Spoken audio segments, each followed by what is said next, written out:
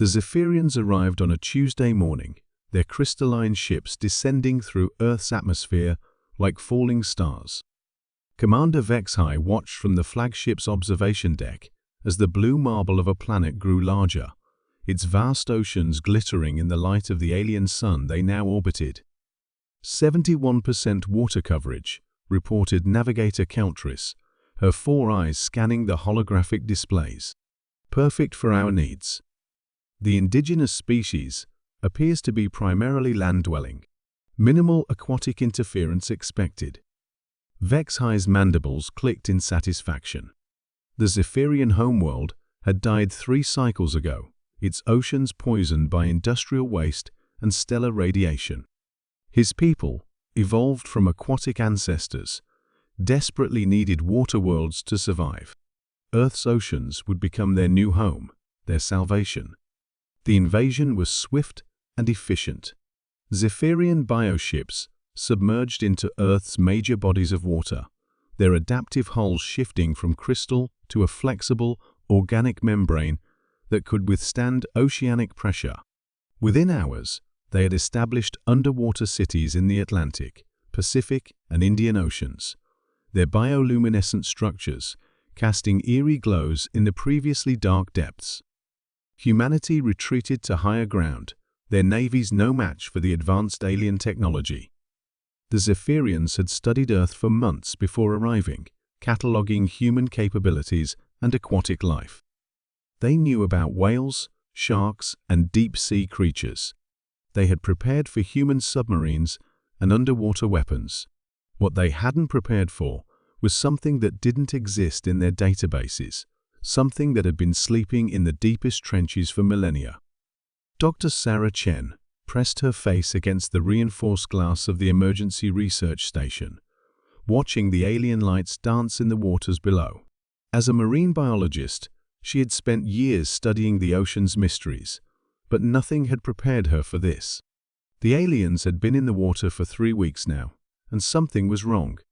The deep-sea monitoring stations have gone dark, her colleague Marcus reported, his voice tight with concern. All of them, from the Mariana Trench to the Puerto Rico Trench. It's like something is systematically destroying them. Sarah frowned. The aliens had shown no interest in destroying human equipment that didn't pose a threat. Their focus had been on establishing their underwater colonies, not on vandalism. What's the pattern? Deepest first, Marcus said, pulling up a 3-dimensional map of the ocean floor. Whatever's happening, it's starting from the very bottom and working its way up. In the Mariana Trench, 11 kilometers below the surface, something ancient stirred. The Leviathans had been dormant for over 10,000 years, waiting in the abyssal plains where no light had ever penetrated. They were older than human civilization, older than the Ice Ages, predators from a time when Earth's oceans were young and wild. The Zephyrian bioships had triggered their awakening with their alien energy signatures. These weren't the familiar biorhythms of Earth's native species. These were invaders, and the Leviathan's instincts, honed over millions of years of evolution, recognized the threat. Commander Vexhai received the first distress signal at 347 hours. Ship time. The new Pacifica colony had gone silent, their bioship's neural network severed, as if cut by an impossibly sharp blade. The rescue teams found only debris and a massive crater in the ocean floor, as if something colossal had erupted from below. Seismic activity? Keltris suggested, but her voice lacked conviction. No, Vexhai said, studying the sonar readings. This was deliberate. Something attacked us. The attacks came in waves over the following days. Zephyrian colonies disappeared one by one, starting from the deepest installations and moving toward the surface.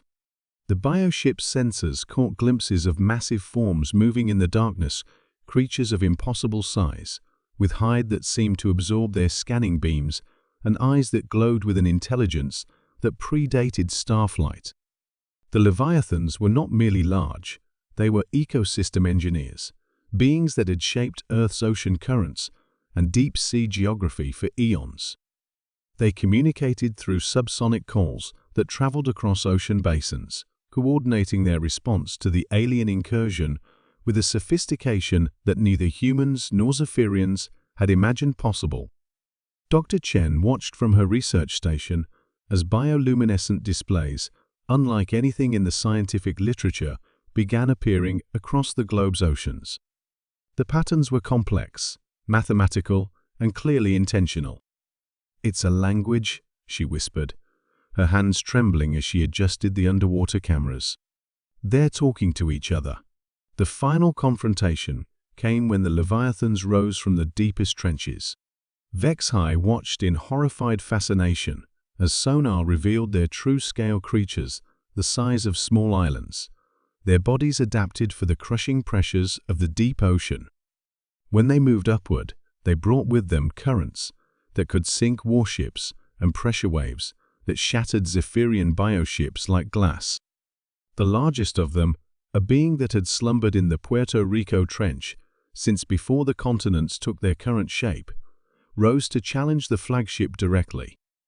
Its call, transmitted through the water, was felt as much as heard, a sound that spoke of territorial rights, older than any claim the Zephyrians could make. Vex-High understood then that his people had made a critical error in their calculations. They had assumed that technological superiority would grant them dominion over Earth's waters. They had catalogued the planet's surface life, but ignored the ancient powers that ruled the true depths. The evacuation was swift but devastating. Fewer than half of the Zephyrian ships escaped Earth's gravity well, their biohulls scarred by encounters with creatures that their science couldn't explain. As they fled into the void, Vex-High took one last look at the blue planet that had promised salvation but delivered only humbling defeat. In the depths below, the Leviathans returned to their eternal vigil, guardians of an ocean that had never truly belonged to any surface dweller, human or alien. The deep sea kept its secrets, as it always had and always would. Dr. Chen continued her observations from the research station, documenting the gradual return to normalcy in the upper ocean layers.